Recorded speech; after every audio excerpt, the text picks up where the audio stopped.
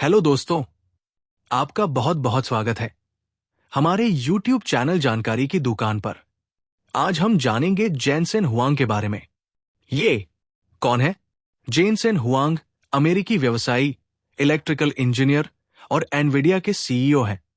सन 1993 में जब से कंपनी की स्थापना हुई से अभी तक इनकी कंपनी एनवीडिया मार्केट कैप के लिहाज से दुनिया की सबसे बड़ी कंपनी है और ये दुनिया के 8वें सबसे अमीर इंसान हैं। इनकी नेटवर्थ $165 बिलियन है। इनकी company Nvidia graphics processing units, GPUs, systems on chips, SoCs and application programming interfaces (APIs) for data science, high performance computing develop करती है।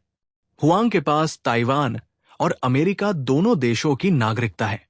ये एक ताइवानी अमेरिकी प्रवासी के पुत्र है। जेनसेन हुआंग ने 30 साल की उम्र में सन 1993 में डैनी रेस्टोरेंट में अपने 2 अन्य साथियों के साथ एनवीडिया की शुरुआत की थी। एक समय इनकी कंपनी बैंकरप्सी की कगार पर थी, मगर इन्होंने कंपनी को जीपीयू वर्टिकल्स की तरफ ले जाकर उसे बैंकरप्सी से बचाया। इनका जन्म 17 फरवरी 1963 में तेइपेई, ताइवान में हुआ था। इनके पिता केमिकल्स इंजीनियर थे। हुआंग ने बचपन ताइवान और थाईलैंड में बिताया, इससे पहले कि वो अमेरिका चले गए। हुआंग ने अमेरिका की ओरेगोन स्टेट यूनिवर्सिटी से बीएस की डिग्री हासिल की और स्टैनफोर्ड यूनिवर्सिटी से एमएस की डिग्री हासिल की। हुआंग की पत्नी का नाम लोरी हुआंग है। उनकी मुलाकात ओरेगोन स्टेट यूनिवर्सिटी में इंजीनियरिंग की पढ़ाई के दौरान हुई थी, जब वे दोनों लैब पार्टनर थे। दोनों ने 1985 में शादी की और उनके 2 बच्चे हैं, जिनमें एक बेटा स्पेंसर है और बेटी मैडिसन है। आइए हम जाने जेनसेन हुआंग को मिले अवार्ड पर। 1999 अर्नस्ट एंड यंग द्वारा हाई टेक्नोलॉजी में एंटरप्रेन्योर ऑफ द ईयर नामित। 2002 यूनिवर्सिटी ऑफ सदर्न कैलिफोर्निया से डैनियल जे एप्स्टीन इंजीनियरिंग मैनेजमेंट अवार्ड मिला। 2004 फैबलेस सेमीकंडक्टर एसोसिएशन से डॉक्टर मॉरिस चांग एग्जेम्पलरी लीडरशिप अवार्ड मिला। ये अवार्ड ऐसे लीडर को दिया जाता है जिसने फैबलेस सेमीकंडक्टर इंडस्ट्री के डेवलपमेंट, इनोवेशन, ग्रोथ और लंबे समय के मौकों को आगे बढ़ाने में बहुत अच्छा योगदान दिया हो। 2005 ओरेगन स्टेट यूनिवर्सिटी द्वारा एलुमनाई फेलो नामित। 2007 कॉरपोरेट और समाज सेवा दोनों दुनिया में अपने काम के लिए सिलिकॉन वैली एजुकेशन फाउंडेशन का पायनियर बिजनेस लीडर अवार्ड मिला। जून 2009 ओरेगन स्टेट यूनिवर्सिटी से मानद डॉक्टरेट की उपाधि प्राप्त की। 2018 पहले एज 50 में लिस्टेड, जिसमें एज कंप्यूटिंग में दुनिया के टॉप 50 इन्फ्लुएंसर शामिल थे।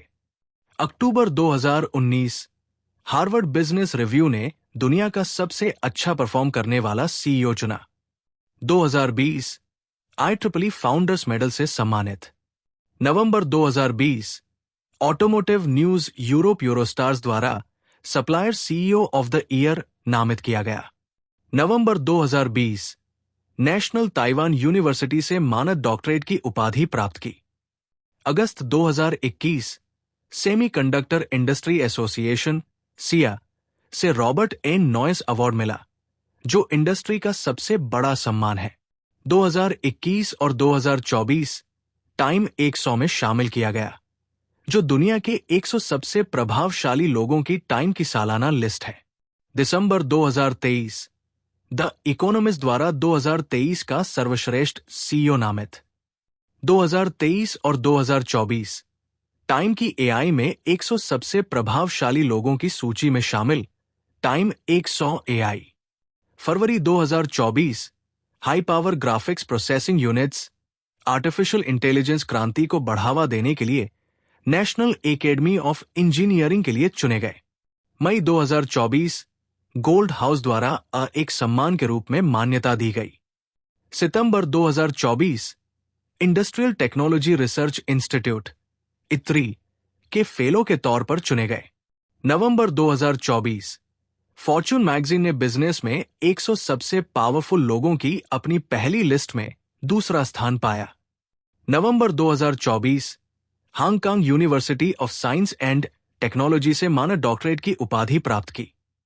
नवंबर 2024 आर्टिफिशियल इंटेलिजेंस और ट्रांसफॉर्मेटिव टेक्नोलॉजी में विजनरी लीडरशिप के लिए एडिसन अवार्ड से सम्मानित किया गया। दिसंबर 2024 न्यूरल नेटवर्क और डीप लर्निंग एल्गोरिदम में उनके शानदार योगदान के लिए Yoshua Bengio, Yann LeCun, Geoffrey Hinton और फीफी ली के साथ विन फ्यूचर प्राइज का ग्रैंड प्राइज मिला। फरवरी 2025 Yoshua Bengio, Bill Dally, Geoffrey E Hinton, John Hopfield, Yann LeCun और फीफी ली के साथ मिलकर इंजीनियरिंग के लिए क्वीन एलिजाबेथ पुरस्कार से सम्मानित किया गया। मई 2025 लिंकोपिंग यूनिवर्सिटी से मानद डॉक्टरेट की उपाधि प्राप्त की। नवंबर 2025 professor Stephen Hawking fellowship, Cambridge Union, Cambridge university.